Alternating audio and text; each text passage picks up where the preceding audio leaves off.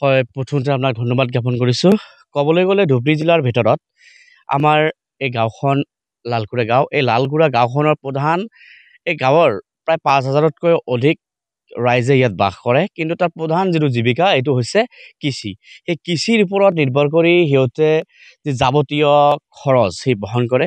কিন্তু ক'ব লাগিব চৰকাৰে যে আমি দেখিবলৈ পাইছোঁ বা শুনি থাকোঁ বা আমি বিভিন্ন সময়ত সেই আঁচনিৰ ওপৰত আমি বাতৰি পৰিৱেশন কৰোঁ, চৰকাৰে যে কৃষকসকলৰ উন্নত কৰাৰ বাবে যিবোৰ আঁচনি প্ৰণয়ন কৰিছে, আচলতে যদি ক'বলৈ যাওঁ যে এইবোৰ নাম মাত্ৰ নেকি? যদি নাম মাত্ৰই নহয় তেনেহ'লে চৰকাৰে দিয়া যিবোৰ আঁচনি সেইবোৰ ক'ত? আজি লালকুৰা এই গাঁওখন ইমান খেতিয়ক ৫,০০০তকৈ অধিক খেতিয়কে খেতি কৰি আছে, কিন্তু কিয় আজি এইবোৰ আঁচনিৰ পৰা বঞ্চিত হৈ আছে? অকল কেইঘৰমান ২,০০০কৈ যিটো চৰকাৰৰ আঁচনি এই পাই আছে, তাৰ বাহিৰে একো সুবিধা লাভ কৰা নাই।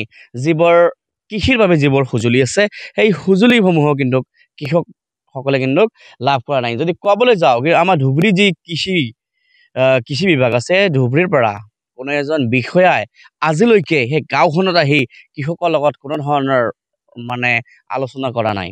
আচ্ছা, বছৰি যদি আমি ক'বলৈ যাওঁ কেনেকুৱা ধৰণৰ আয় বহুত হয়, কিন্তু কৃষকসকলৰ বিভিন্ন সময়ত সিহঁতে কেতিয়াবা উচিত মূল্য নাপায়।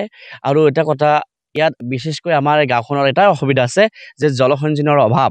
যে কেতিয়াবা পানী দিব লাগে সময়মতে এইটো নহয়, মানে দিব নোৱাৰা। কেতিয়াবা বজাৰ মূল্য নিম্নতম যিটো বজাৰ পাব লাগে সেইটো বজাৰৰ পৰা বঞ্চিতৰ বাবে সিহঁতে বহুতো সময়ত সেই বা লাভ হয় এইবুলি যিহেতু বজাৰ ভাল আছে কৃষকৰ মোটামুটি লাভ হ'ব যে বহু সময়ত লোকচানৰ সন্মুখীন বহুত সময় লোকচানৰ আৰু সন্মুখীন যদি হয়। লোকচানৰ কথা যদি আমি ক'বলৈ যাওঁ তেতিয়াহ'লে কৃষি বিভাগৰ বিফলতা। বিফলতা সম্পূৰ্ণৰূপে বিফলতা। আজি বিজ্ঞানসন্মত যদি আপোনালোকে যি এই খেতি কৰি আছে সেয়া যদি কৰিলে হয়তো দুগুণ বৃদ্ধি। দুগুণ বৃদ্ধি লাভ কৰিল হয়। কিন্তু নাই কেতিয়াও নাহে। আৰু যদি ক'বলৈ যায় আমাৰ এই দায়িত্বত থকা যিগৰাকী GS আছে, সেই নাম মই শুনিছোঁ তাৰ আঙুৰ বুলি কয় নেকি, সেই আঙুৰ ক'ত গৈছে?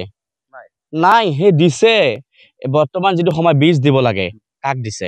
চাকৰিৰ ক্ষেত্ৰত যদি কয় গাঁওখনৰ কিমান শতাংশ 105% মানুহে চাকৰিজীৱী আছে আৰু 95% মানুহ কৃষিৰ লগত জড়িত। ভাল পায়? ভাল পাব মানে জীৱিকাই যিটো এইটো এই ওপৰতে চলি আছে।